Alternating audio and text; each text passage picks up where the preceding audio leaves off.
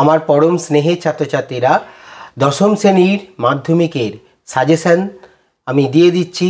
বিশেষ করে গ্রামাঞ্চলের ছেলেরা যারা খুব পড়াশুনোয় পিছিয়ে থাকে তাদের উদ্দেশ্যে সাজেশন কিন্তু জীবনবিজ্ঞানের ক্ষেত্রে ঠিকভাবে হয় না, কারণ সবই তো শর্ট প্রশ্নের মধ্যে সাজেশন ঠিক মতন হয় না। তবুও যেসব শর্ট প্রশ্নগুলো ইম্পর্টেন্ট সেগুলো আমি আলোচনা করে দেবো, প্রশ্নগুলোও বলে দেবো, সঙ্গে সঙ্গে উত্তরও বলে দেবো। যদি তোমরা শুধু ভিডিওটাও শুনতে পারো তাহলে শর্ট প্রশ্নগুলো যদি তোমরা তৈরি করতে পারো, যারা বিশেষ করে পিছিয়ে আছো গ্রাম বাংলার, তাহলে কিন্তু তারা পাস করে যাবে। আরও দুটো জিনিস তোমাদের প্র্যাকটিস করতে হবে, সেটা হচ্ছে প্রথমে ছবি দুটো মনে রাখতে হবে তোমাদের। এবারে যেটা পড়বে মানব চক্ষুর বা মানুষের চোখের লম্বচ্ছেদের চিত্র, এবং সেখানে যতগুলো পয়েন্ট আছে স্ক্লেরা, ক্লোরয়েড, তারপরে রেটিনা, লেন্স, অন্ধবিন্দু, পিতবিন্দু, কর্নিয়া, তারারন্ধ্র, এই পয়েন্টগুলো কিন্তু তোমরা করবে। যেহেতু চোখের ছবিটা থেকে যে কোনো পয়েন্ট তোমাদের আসতে পারে, 6টা পয়েন্ট হয়তো দেবে, তা সেই 6টা বা 4টে পয়েন্ট যাই দিক না কেন, সেই পয়েন্টগুলো কিন্তু তোমাদের ঠিক করতে হবে। তাহলে প্রথম ছবি হলো মানুষের চোখের লম্বচ্ছেদের চিত্র। দ্বিতীয় যে ছবিটা পড়বে সেটা হচ্ছে উদ্ভিদ কোষ বা প্রাণী কোষের হয় মেটাফেজের চিত্র দিতে পারে বা অ্যানাফেজের চিত্র দিতে পারে, দুটোর মধ্যে কিন্তু একটা দেবে, অ্যানাফেজের চিত্র বা মেটাফেজের চিত্র। যদি তোমাদের উদ্ভিদ কোষ হয় তখন একটু বুদ্ধি করে কি করবে বলো তো, একটু ষড়ভুজাকার একটু আঁকবে, এঁকে তার মধ্যে আঁকার চেষ্টা করবে। আর যদি অ্যানাফেজ হয় তখন অ্যানাফেজ শেষের দিকে, যদি প্রাণীকোষ হয় তখন তোমার লাস্টের দিকে একটুখানি ক্লিভেজের একটুখানি ফাঁকটা দেখাবে, অ্যানাফেজ দশা যদি বলে। আর মেটাফেজ দশা হলে মনে রাখতে হবে ক্রোমোজোমগুলো মাঝ বরাবর থাকবে, স্পষ্টভাবে থাকবে, ক্রোমোজোমগুলো ফাইবারের সঙ্গে যুক্ত থাকবে, সেই পয়েন্টগুলো কিন্তু তোমরা দিয়ে দেবে।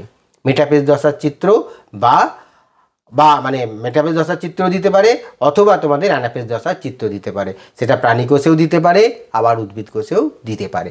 এই যে দুটো ছবি, এই দুটো ছবির মধ্যে একটা ছবি কিন্তু তোমরা অবশ্যই পেয়ে যাবে। দুটো ছবিই কিন্তু করবে, উদ্ভিদ কোষ প্রাণী কোষে মেটাফেজ এবং অ্যানাফেজ দশার চিত্র দুটো অবশ্য আলাদা, দুটো আলাদা, মেটাফেজ দশার চিত্র একটু আলাদা হবে, অ্যানাফেজ দশার চিত্র আলাদা হবে, এটা একটা করবে। আর মানব চক্ষুর লম্বচ্ছেদের চিত্র কিন্তু তোমরা করবে। আর বাকি শর্ট প্রশ্নগুলো আমি দিয়ে দিচ্ছি, আমি হাতে লিখে দিচ্ছি, এবং তার সাথে সাথে তোমাদের প্রশ্নের উত্তরগুলো আমি করে দিচ্ছি। এছাড়াও তোমরা দশম শ্রেণীর বংশগতি অধ্যায়ের আমি বাণী সংসদের বই থেকে মাধ্যমিকের সমস্ত প্রশ্নের উত্তর কিন্তু করে দিয়েছি, 2024টা বাদ দিয়ে। 2024 বাদ দিয়ে 2023 সাল পর্যন্ত যত মাধ্যমিকের প্রশ্ন এসছে সব প্রশ্নের উত্তর কিন্তু এই বইটার মধ্যে আছে। বাণী সংসদের বইটা ধরে ধরে আমি প্রত্যেকটা প্রশ্নের উত্তর করে দিয়েছি। আর বংশগতি অধ্যায়টা আমি আলোচনা করে দিয়েছি, যেহেতু এটা বুঝতে অনেকের অসুবিধা হয় তার জন্যে। বংশগতি অধ্যায়ের দুটো ভিডিও তোমরা দেখবে ভালো করে।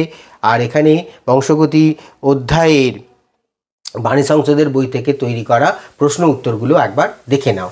আরেকটা জিনিস মনে রাখতে হবে, যারা একটু পিছিয়ে আছো তারা কিন্তু দ্বিসংকর জননটা পরীক্ষার হলে কিন্তু করার চেষ্টা করবে না, কারণ দ্বিসংকর জননটা যদি খুব ভালো করে করা না থাকে তাহলে পরীক্ষার হলে গিয়ে কিন্তু উলটপালট করে ফেলবে।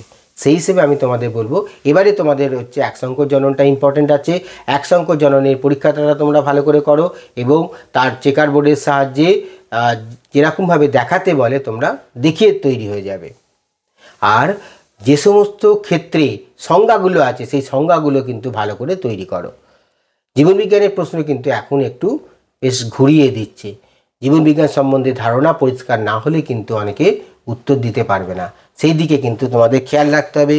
আর অবশ্যই তোমরা প্রথম দিকে যে 15টা প্রশ্ন আছে, 15টা প্রশ্ন কিন্তু অনেকে আমি লক্ষ্য করে দেখি যে শুধু প্রশ্নগুলো লিখে যাও, প্রশ্নগুলো লিখবে না, প্রশ্নের যে কোনো একটা উত্তর লিখবে, সমস্ত প্রশ্নের উত্তর লিখবে না। যা একের দাগের ক বলে লিখলে লেখার পরে যে 4টে উত্তরের মধ্যে যে প্রশ্নের উত্তরটা হবে সেটা শুধু লিখবে। 2-এর দাগে মানে ক্ষয়েরটা যদি তুমি লেখো সেরকম করে করে প্রশ্নের উত্তরগুলো দেবে, যে কোনো একটা প্রশ্নের উত্তর দেবে। 4টে প্রশ্নের উত্তর লিখলে একটাও কিন্তু নম্বর পরীক্ষকরা দেবেন না। আর সত্য মিথ্যার ক্ষেত্রে অবশ্যই তোমরা লিখে আসবে যে সত্য কোনটা মিথ্যে, ছেড়ে আসবে না কোনো প্রশ্নের উত্তর। আর শর্ট প্রশ্নের ক্ষেত্রে সঠিক উত্তরটি বা সঠিক শব্দটি নির্বাচন করো। যে শব্দটা হবে ভাবছো যে এটা হয়তো হতে পারে, সেটাও কিন্তু লিখে আসবে, কোনো প্রশ্নেও ছেড়ে আসবে না। আর যারা একটু ভালো নম্বর পাবে, যারা একটু 90-এর উপর বা 90-এর কাছাকাছি নম্বর পাবে, তাদের জন্য আমার সাজেশান হচ্ছে তোমরা শর্ট প্রশ্নগুলো কিন্তু সব করবে। আর ওই 17টা প্রশ্নের মধ্যে যদি 12টা করতে বলে, তোমরা চেষ্টা করবে অন্তত 13টা বা 14টা করার চেষ্টা করবে, যাতে একটা দুটো তোমাদের ভুল হলেও যাতে পুরো নম্বরটা তোমরা পেয়ে যাও। আর এখন তো সময় প্রচুর দিচ্ছে, 3 ঘন্টা 15 মিনিট মতন করে সময় দিচ্ছে, একটু চেষ্টা করো, অবশ্যই ভালো করতে পারবে। সবাইকার জন্যে অনেক অনেক শুভকামনা রইল মাধ্যমিক পরীক্ষার জন্যে। সবাই খুব ভালো হোক, ভালো নম্বর পাও জীবন বিজ্ঞানে, এই শুভকামনা রইল প্রত্যেকের জন্য। ভালো করে একটু পড়াশুনো করো, ঠিক পারবে। জীবন বিজ্ঞান তো পাস করা খুব সহজ। ভিডিওটা দেখো, দেখলেই কিন্তু পারবে সবাই। তারপরে প্রশ্ন 3-এর 9টা, বিশ্রামরত একটি প্রাণী গমনে উদ্যত হলো, এর 4টি সম্ভাব্য কারণ উল্লেখ করো।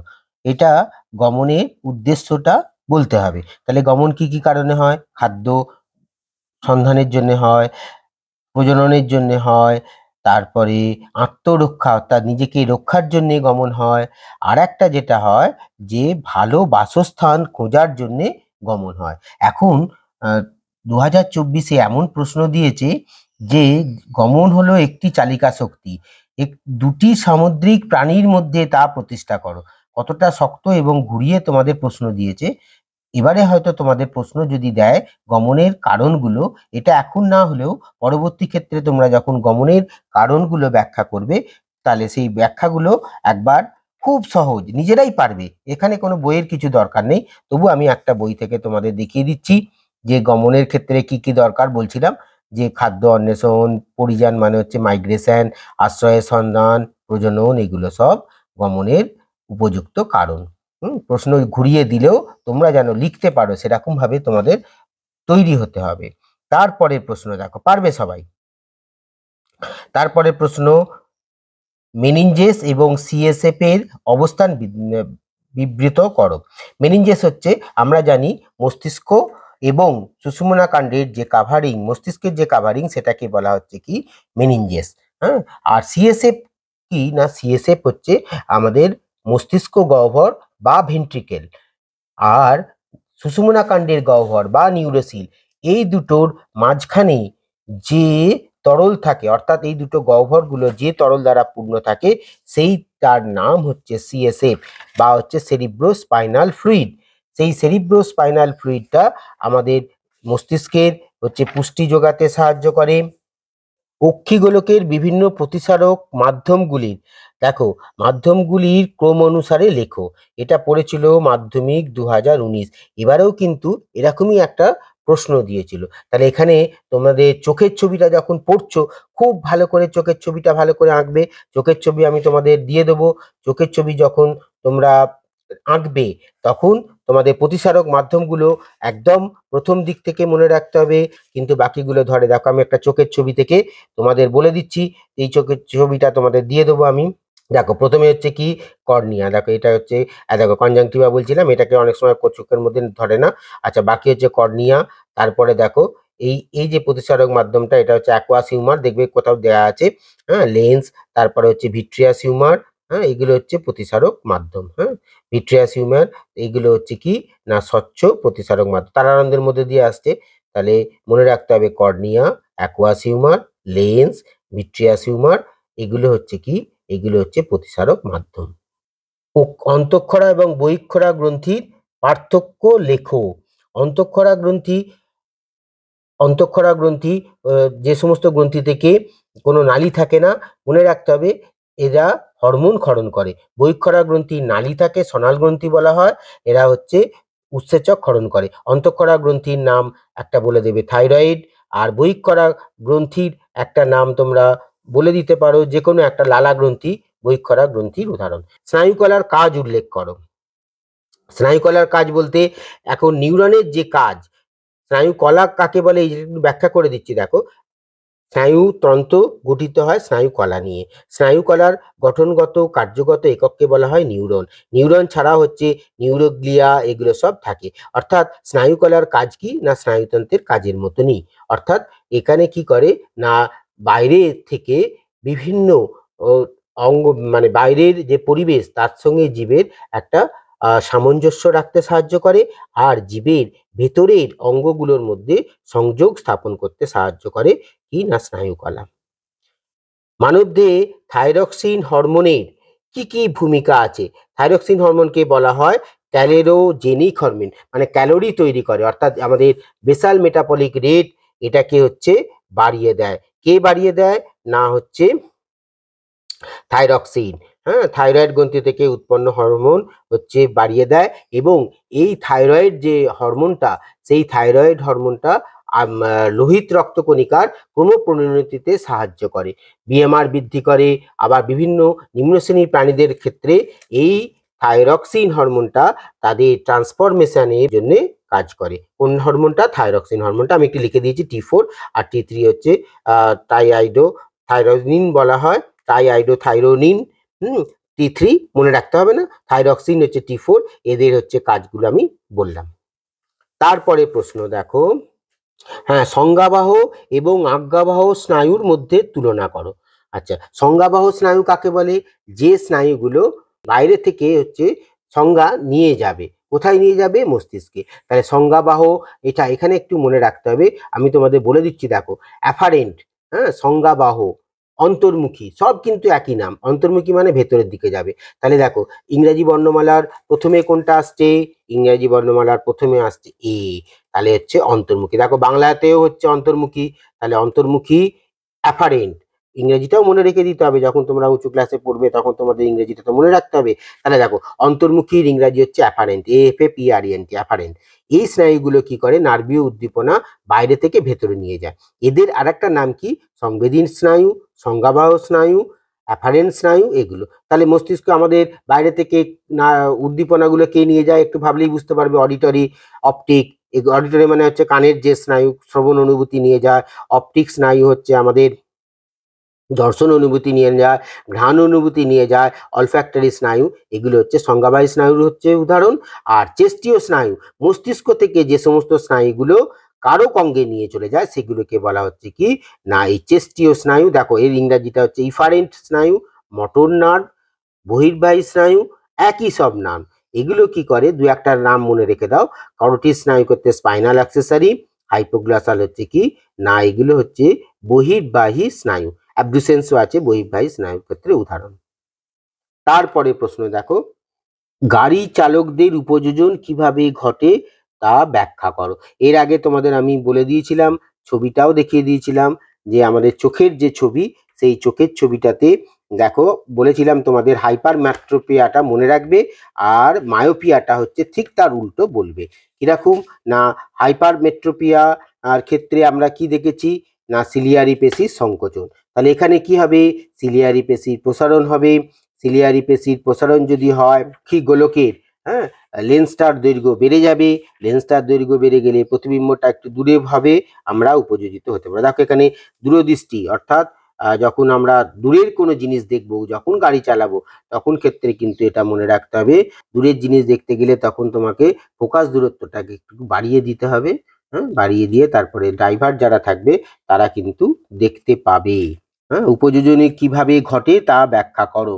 তাহলে এখানে বলতে হবে কি, অক্ষিগোলক স্বাভাবিকের থেকে একটু লম্বা হয়ে যাবে। চালক যখন এটা চালনা করে তখন তার চোখেরটাকে এমনভাবে উপযোজন করে যাতে তার ফোকাস দূরত্ব বেড়ে যায়। ফোকাস দূরত্ব বেড়ে যাওয়ার জন্যে সেই গাড়ি চালকগুলো দূরের জিনিসগুলোকে দেখতে পাবে। আচ্ছা, ভলবক্সের চলনকে গমন বলা যেতে পারে, কিন্তু জলের দিকে মূলের চলনকে গমন বলা হয় না কেন? এই প্রশ্নের উত্তর কিন্তু কোনো বইতে পাবে না, আমি বলে দিচ্ছি। দেখো, শুনে নাও, খুব সহজ। দেখো, ভলবক্সের চলনকে গমন বলা যেতে পারে, কারণ ভলবক্স হচ্ছে, জানো যে এরা দলবদ্ধভাবে থাকে। খুব ছোট এক ধরনের উদ্ভিদ। হ্যাঁ, আগে অ্যালগির মধ্যে ফেলা হতো, এখন আলাদা কিংডমের মধ্যে ফেলে দিয়েছে, জানো তোমরা। তা সেক্ষেত্রে ভলবক্সের চলনকে এক স্থান থেকে অন্য স্থানে যাচ্ছে বলে গমন বলা হচ্ছে, স্থান পরিবর্তন হচ্ছে বলে। কিন্তু জলের দিকে মূলের চলনকে গমন বলবো না, কারণ কি মূলটা কি গাছ থেকে বেরিয়ে চলে যায়? বেরিয়ে যায় না তো, মূলটা গাছের মধ্যেই থাকে। সেই জন্যে মূলের যে চলন সেটাকে কখনো গমন বলা যাবে না। আর সামগ্রিক স্থান পরিবর্তনকেই বলা হয় গমন। তাই ভলভক্সের ক্ষেত্রে আমরা বলবো গমন, কিন্তু মূলের ক্ষেত্রে এটাকে বলবো আমরা চলন। হ্যাঁ, আলোক তির্যক বা হেলিওট্রপিক চলন কাকে বলে? এখন নতুন নাম দিয়েছে হেলিওট্রপিক। এটা কি না ফোটোট্রপিক চলনটাকে বলা হয়। ফোটোট্রপিক চলনের ক্ষেত্রে জানো যে একটা টবযুক্ত গাছ যদি রেখে দেওয়া হয়, সেই গাছটা কি হয় না সূর্যের আলোর দিকে বেঁকে যায়। সূর্যের আলোর দিকে বেঁকে যাওয়ার উদ্ভিদের এই চলনটাকে বলা হচ্ছে কি না ফোটোট্রপিক চলন। এখন হেলিওট্রপিক চলন বলছে, যেহেতু এটা সূর্যের আলো দ্বারা নিয়ন্ত্রিত হচ্ছে, সেই জন্যে এই আলোকের যে চলনটা ফোটোট্রপিক চলনটার নতুন নাম দিয়েছে হেলিওট্রপিক চলন। সিসমোনাস্টিক চলন কি কারণে ঘটে ব্যাখ্যা করো। এটা কিন্তু পরীক্ষায় পড়বে। সিসমোনাস্টিক চলন দেখা যায় লজ্জাবতী গাছের পাতায়। লজ্জাবতী গাছের পাতায় যদি হাত দেওয়া যায় বা স্পর্শ করা যায়, তখন সেই লজ্জাবতী গাছের পাতাগুলো মুড়ে পড়ে। এটা স্পর্শজনিত চলন, ন্যাস্টিক চলন। ন্যাস্টিক চলন কেন না তীব্রতা অনুযায়ী। তুমি যদি অল্প হাত দাও অল্প মুড়বে, তুমি যদি আরো বেশি করে লজ্জাবতী গাছের পাতায় হাত দাও, দেখবে সমস্ত গাছটা প্রায় মুড়ে যাচ্ছে। তাহলে এটা হলো তীব্রতাজনিত চলন এবং তীব্রতাজনিত স্পর্শবৃত্তি চলন, সেই জন্য হচ্ছে সিসমোনাস্টি চলন লজ্জাবতী গাছের পাতায় দেখা যায়। খুব সহজ প্রশ্ন, এটা কিন্তু পরীক্ষায় পড়বেই। প্রকারণ চলন এবং বৃদ্ধিজ চলনের মধ্যে ব্যাখ্যা করো। আচ্ছা, প্রকারণ চলন কিন্তু তোমাদের এখন বইতে নেই। বলছিলাম বনচারাল গাছের পাতার পত্রফলকগুলো ওঠানামা করে রসস্ফীতিজনিত কারণের জন্য। এই চলনকে বলা হচ্ছে মুভমেন্ট অফ ভ্যারিয়েশন বা প্রকারণ চলন। আর বৃদ্ধিজ চলনগুলোর ক্ষেত্রে এখানে উদ্ভিদ অঙ্গের বৃদ্ধি হয়, বৃদ্ধি হওয়ার জন্য চলন হয়। টপিক চলন যেমন একটা বৃদ্ধিজ চলন। টপিক চলনের ক্ষেত্রে কি হয় না উদ্ভিদের গাছের কাণ্ডগুলো সূর্যের আলোর দিকে বেঁকে যায়, তাহলে এটা হলো বৃদ্ধিজ চলনের উদাহরণ। বৃদ্ধিজ যে চলন সেগুলোকে হচ্ছে বক্রচলন বলা হয়। সচল এবং অচল সন্ধির মধ্যে পার্থক্য লেখো। খুব দ্রুততার সঙ্গে বলে দিচ্ছি। দেখো, সচল মানে বুঝতে পারছো এই সন্ধিগুলোর হাড়গুলো চলাচল করতে পারে, অচল সন্ধির হাড়গুলো চলাচল করতে পারে না। সচল সন্ধি হাড়গুলোর মাঝখানে সাইনোভিয়াল ফ্লুইড থাকে, আর অচল সন্ধির ক্ষেত্রে কোনো সাইনোভিয়াল ফ্লুইড থাকে না। এটাকে সাইনোভিয়াল সন্ধিও বলা হয়, আর অচল সন্ধির ক্ষেত্রে কিন্তু সাইনোভিয়াল সন্ধি বলা হয় না। অচল সন্ধি, আচ্ছা সচল সন্ধি দেখা যায় তোমাদের যে কোনো কবজা, বল এবং সকেট সন্ধি একটা সচল সন্ধির উদাহরণ। আর অচল সন্ধির উদাহরণ হচ্ছে আমাদের স্কালগুলো বা ব্রেনগুলো, যে অস্থিগুলো সেগুলো একদম খুব শক্ত করে জুড়ে থাকে, অর্থাৎ এদের কিন্তু মুভমেন্ট করা যায় না। এগুলো হচ্ছে অচল সন্ধির উদাহরণ। তারপরের প্রশ্ন, প্রতিবর্ত চাপ কাকে বলে? প্রতিবর্ত চাপ কয় প্রকার ও কি কি? এবং তোমাদের এই ছবিটা দিতে পারতে প্রতিবর্ত চাপের চিত্র এঁকে বিভিন্ন অংশগুলি গ্রাহক, সংজ্ঞাবাহ স্নায়ু, স্নায়ুকেন্দ্র, চেস্টীয় স্নায়ু, যেটা পড়েছিল মাধ্যমিক পরীক্ষা 2018, এটা কিন্তু ছবি আকারে দিতে পারে। আমি এই দুটো প্রশ্ন একই সঙ্গে আলোচনা করে দিচ্ছি। প্রতিবর্ত চাপ কাকে বলে? প্রতিবর্ত ক্রিয়া যে স্নায়ু পথে সমস্ত পথটা আবর্তিত হয় তাকে বলা হচ্ছে প্রতিবর্ত চাপ।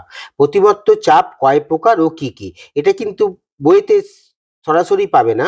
প্রতিবর্ত চাপ নির্ভর করে কতগুলো মধ্যবর্তী নিউরন আছে, সেই নিউরনের সংখ্যা অনুযায়ী প্রতিবর্ত চাপের নামটাও সেরকম ভাবে পরিবর্তিত হয়। এখানে দুটো নিউরন আছে। দেখো এখান থেকে একটা, দেখো প্রথমে গ্রাহক অঙ্গ থেকে বলে দিচ্ছি, গ্রাহক অঙ্গ থেকে সংজ্ঞাবাহ বা অন্তর্মুখী বা অ্যাফারেন্ট নিউরনের মধ্যে দিয়ে প্রথমে নার্ভীয় উদ্দীপনা চলে আসবে সুষুম্না কাণ্ডের ধূসর বস্তুতে। সেই ধূসর বস্তুতে যদি মাঝখানে কোনো নিউরন থাকে তাহলে দুটো সাইন্যাপস হচ্ছে, এখানে একটা সাইন্যাপস হবে আর পরবর্তী ক্ষেত্রে আর একটা সাইন্যাপস হবে। এখানে তখন বলতে হবে by synaptic reflex arc. Arc মানে পথ, তাহলে বাই সাইন্যাপটিক রিফ্লেক্স আর্ক। যদি একটা ইন্টারমিডিয়েট কোনো নিউরন না থাকে, এখানে সবুজ কালারের যেটা দেখছো সেটা হচ্ছে ইন্টারমিডিয়েট নিউরন।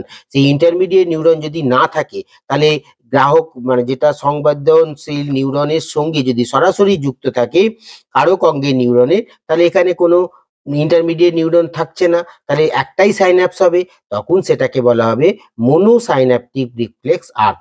তোমাদের এরকম প্রশ্ন দিতে পারে ছবি আঁকার ক্ষেত্রে, মোনোসাইন্যাপটিক রিফ্লেক্স আর্ক, তার মানে সেখানে কোনো ইন্টারমিডিয়েট নিউরন থাকবে না।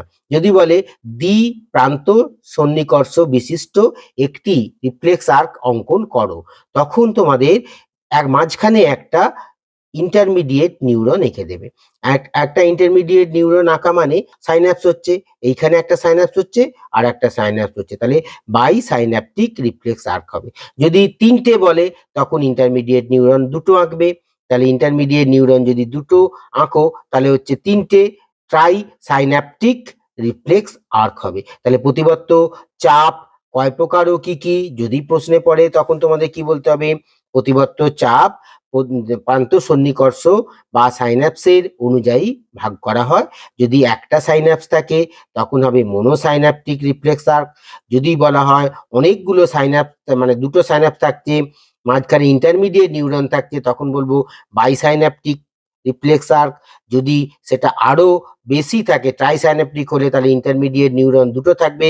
তোমরা ছবিটা পড়তে পারে, এই ছবিটা চোখের ছবি যদি না দেয় তাহলে প্রথম অধ্যায় থেকে তোমাদের কিন্তু এই ছবিটা দেবে। একটি প্রতিবর্ত চাপে সরল চিত্র অঙ্কন করে গ্রাহক সংজ্ঞাবাহ স্নায়ু এগুলো সব দেয়া আছে। সেই বইয়ের ছবিটা থেকে তোমরা দেখে নাও।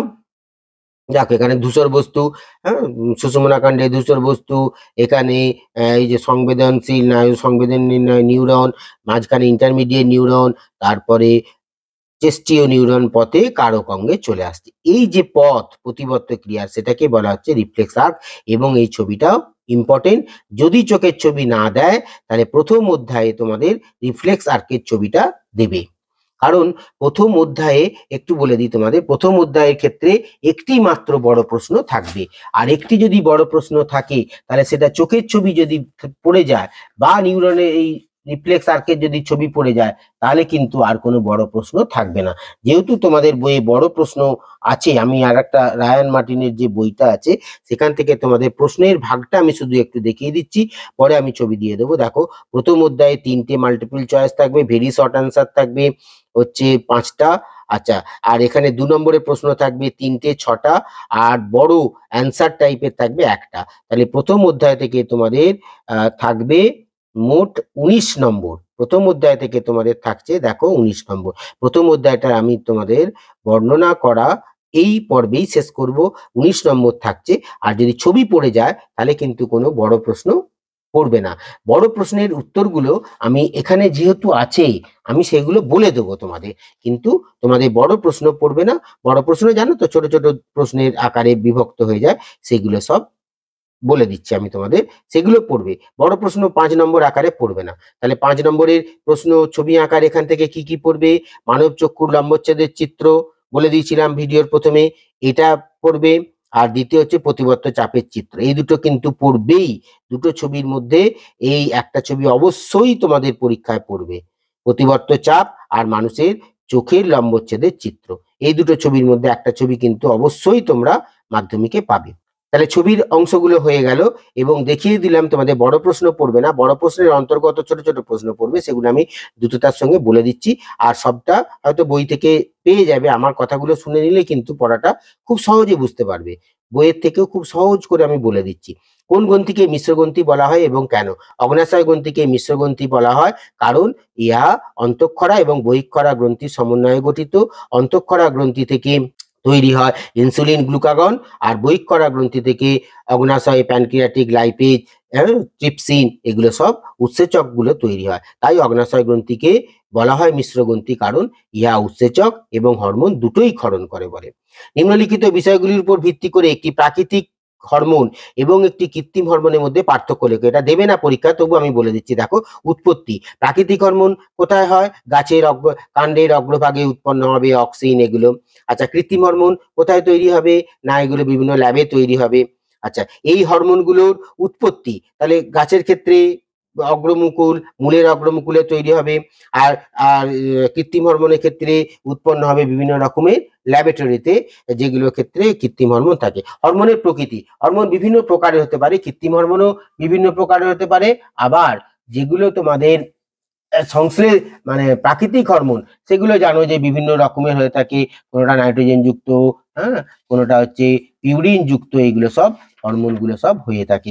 এখন কৃত্রিম হরমোনের জন্য তারপরে কি বলেছে, তারপরে পার্থক্যটা বলেছে হরমোনের কাজ। আচ্ছা, এমনি প্রাকৃতিক হরমোনগুলো উদ্ভিদের বৃদ্ধিতে সাহায্য করে, পর্বমধ্য বৃদ্ধিতে সাহায্য করে। আর কৃত্রিম হরমোন, দেখো এখানে কৃত্রিম হরমোনগুলোর নাম বলে দিয়েছে। ইন্ডোল বিউটারিক অ্যাসিড, জানো এগুলো এগুলো কিন্তু অনেক সময় দেয় তোমাদের শর্ট প্রশ্নে, সম্পূর্ণ নাম লিখতে দেয়। এর আগে 2,4-ডিটা বলে দিয়েছি। ন্যাপথক্সি অ্যাসিডিক অ্যাসিড, এনএনএ। আরেকটু কৃত্রিম হরমোনের ব্যবহারটা একটু জেনে নাও। দু একটা ক্ষেত্রে শাখা কলম সৃষ্টি করতে লাগে, এই যে বলছিলাম আইবিএ, আইএনএনএ, এগুলো সব অপরিণত অপরিণত ফলের মানে মোচন রোধ করতে সাহায্য করে, বীজিন ফল উৎপন্ন বা পার্থন্য কার্পি তৈরি করতে সাহায্য করে এই সমস্ত কৃত্রিম হরমোনগুলো। আগাছা নির্মূলকরণে সাহায্য করে কৃত্রিম হরমোনগুলো। তাহলে কৃত্রিম হরমোনগুলোর উৎপত্তি এগুলো খুব দ্রুততার সঙ্গে বলে দিলাম, দুটো ছবি পড়বে বলে দিলাম। এরপরে প্রশ্ন, ডিম্বাশয় এবং শুক্রাশয় থেকে উৎপন্ন হরমোনগুলির কাজ বর্ণনা করো। বড় প্রশ্ন আকারে দেবে না। ডিম্বাশয় থেকে উৎপন্ন হরমোনগুলো ইস্ট্রোজেনের কাজ, যে ডিম্বাশয়ের যেমন বৃদ্ধি করবে, সেখান থেকে ডিম্বাণু নিঃসরণে সাহায্য করবে, স্ত্রীসুলভ বৈশিষ্ট্যগুলো প্রকাশিত হবে, দেহে মেধের আধিক্য দেখা যাবে। শুক্রাশয়ের ক্ষেত্রে উৎপন্ন হরমোনের নাম টেস্টোস্টেরন, যেটা শুক্রাণু উৎপন্ন করতে সাহায্য করবে এবং শুক্রাশয় বৃদ্ধিতে সাহায্য করবে। পুরুষালাগুলি বা সেকেন্ডারি সেক্সুয়াল ক্যারেক্টার, গৌণ যৌন বৈশিষ্ট্যগুলো প্রকাশ করতে সাহায্য করবে, দাড়িগোপের প্রাদুর্ভাব হবে। এগুলো হচ্ছে টেস্টোস্টেরন হরমোনের কাজ। পেয়ে যাবে, আমি তবু দ্রুততার সঙ্গে বলে দিলাম। অক্সিন হরমোনের এমন দুটি কাজ উল্লেখ করো যার সাহায্যে ব্যবহারিক প্রয়োগ আছে। একটু আগে তোমাদের দেখাচ্ছিলাম ব্যবহারিক প্রয়োগ, শাখা কলম সৃষ্টি করতে কাজে লাগে, বীজিন ফল উৎপাদন করতে করতে লাগে। টপিক চলন নিয়ন্ত্রণে অক্সিন হরমোনের ভূমিকা কি? টপিক চলন যেদিকে কাণ্ডটা বেঁকে যাবে তার উল্টো দিকে হচ্ছে অক্সিন হরমোন তৈরি হবে এবং কাণ্ডের সেই কোষগুলো, উল্টো দিকের কোষগুলোকে বৃদ্ধি করাবে যাতে তারা সূর্যের আলোর দিকে বেঁকে যায়। তারপরে প্রশ্ন দেখো, আর দুটো প্রশ্ন হলেই শেষ হয়ে যাবে। পিটুইটারি গ্রন্থিকে প্রভু গ্রন্থি বলে কেন? পিটুইটারি গ্রন্থি অন্যান্য গ্রন্থির ক্ষরণগুলোকে নিয়ন্ত্রণ করে, তাই পিটুইটারি গ্রন্থিকে যে প্রভু গ্রন্থি। ইনসুলিন এবং গ্লুকাগনের পরস্পর বিপরীতমুখী প্রক্রিয়া ব্যাখ্যা করো। এটা শর্ট প্রশ্নে দিতে পারে 2 নম্বরে। ইনসুলিন হরমোন জানো ব্লাড গ্লুকোজ লেভেলের বা রক্ত শর্করার পরিমাণটাকে কমিয়ে দেয়, আর গ্লুকাগন হচ্ছে রক্ত শর্করার পরিমাণটাকে বাড়িয়ে দেয়। তাহলে এদের ক্রিয়াটা হচ্ছে বিপরীতমুখী। স্নায়ু গ্রন্থি বা গ্যাংলিয়ন কাকে বলে? অনেকগুলো নিউরনের কোষ দেহ যখন একসঙ্গে যুক্ত হয়ে যায় তখন তাকে বলা হচ্ছে নার্ভ গ্যাংলিয়ন। অন্তর্বাহী, অ্যাপারেন্ট এবং বহির্বাহী স্নায়ুর পার্থক্য লেখো। বলে দিচ্ছি, আগে আলোচনা করে দিচ্ছি তবু বলে দিচ্ছি। অন্তর্বাহী মানে ভেতরের দিকে স্নায়ু উদ্দীপনা আমাদের দেহের বাইরে থেকে স্নায়ু উদ্দীপনা মস্তিষ্কের দিকে নিয়ে আসবে অন্তর্বাহী স্নায়ু বা অ্যাপারেন্ট স্নায়ু। আর মস্তিষ্ক থেকে বা সুষুম্না কাণ্ড থেকে সেই উদ্দীপনা যখন অন্য কারক অঙ্গে এসে পৌঁছবে তখন সেই স্নায়ুকে বলা হবে বহির্বাহী স্নায়ু। অ্যাকশনের গঠনগত বৈশিষ্ট্য আলোচনা করো। নিউরো ট্রান্সমিটার কাকে বলে? অ্যাকশনের গঠনগত বৈশিষ্ট্য আলোচনা করো। অ্যাকশনের বিভিন্ন রকম অংশ থাকে, প্রথম দিকের আবরণটাকে বলা হচ্ছে নিউরোলেমা। এবারে অ্যাকশনের গঠন পড়বে না, অ্যাকশন থেকে 2-1টা প্রশ্ন দিতে পারে। নিউরো ট্রান্সমিটার কাকে বলে? দুটি নিউরনের সংযোগস্থলকে বলা হয় প্রান্ত সন্নিকর্ষ, এটা পরীক্ষায় পড়বে। নিউরনের প্রান্ত সন্নিকর্ষগুলোর মাঝখানে অ্যাসিটাইল কোলিন এরকম নিউরো ট্রান্সমিটার থাকে যারা কি করে না নার্ভীয় উদ্দীপনা একটা নিউরন থেকে আরেকটা নিউরনে নিয়ে যেতে সাহায্য করে। এরকম অ্যাসিটাইল কোলিন আছে, ডোপামিন আছে, এগুলো নার্ভীয় উদ্দীপনা একটা নিউরন থেকে আরেকটা নিউরনে যেতে সাহায্য করে। আমি তোমাদের 60-এরও বেশি অধিক প্রশ্ন আমি আলোচনা করে দিলাম। যখন তোমাদের যে যে জায়গাগুলো দরকার সেগুলো সব আমি আলোচনা করে দিয়েছি। মাধ্যমিকের আমি প্রথম অধ্যায়ের সমস্ত প্রশ্ন, সম্ভাব্য সমস্ত প্রশ্ন যা যা আছে আমি সব কিন্তু আলোচনা করে দিলাম। পরবর্তী ক্ষেত্রে পরের যে ভিডিও সেটাতে দ্বিতীয় অধ্যায় এবং অন্যান্য প্রশ্ন আলোচনা করে দেব। মানুষের দ্বিপদ গমন পদ্ধতি এবারের জন্য ইম্পর্টেন্ট, যদিও এটা সাজেশনে দেয়নি, আমি ছবি দিয়ে দিলাম, তোমরা এটা পড়ে তৈরি হয়ে নেবে। মনে রাখতে হবে প্রথম অধ্যায়ে বড় প্রশ্ন দুটো পড়বে, দুটো আরেকবার বলে দিচ্ছি। একটা হচ্ছে প্রতিবর্ত চাপের চিত্র পড়বে, আর হচ্ছে মানুষের চোখের ছবি পড়বে, যেগুলো আমি যে কোনো জায়গাতে দিয়ে দেবো, পিডিএফ আকারে আমি দিয়ে দিচ্ছি। আর বাকি যে সমস্ত স্থানে আমি বলেছি সেই সমস্ত স্থানের ছবিগুলো আমি দিয়ে দেবো যাতে তোমাদের বুঝতে সুবিধা হয় বা লিখতে সুবিধা হয়। যদি তোমরা লিখে নিতে চাও তাহলে লিখে নিতে পারবে, সেরকম ভাবে ব্যবস্থা করে দেবো।